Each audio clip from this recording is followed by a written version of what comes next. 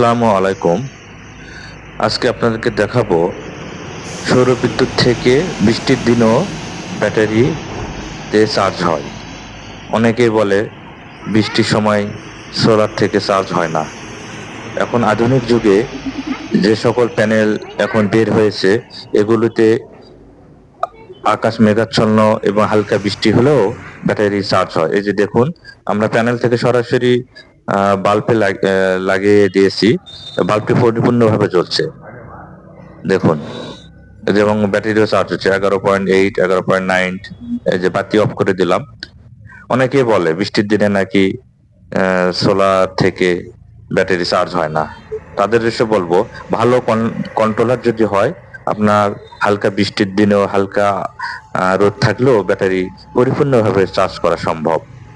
সবাইকে ধন্যবাদ জানাচ্ছি সোলার হোম টেকনোলজির পক্ষ থেকে।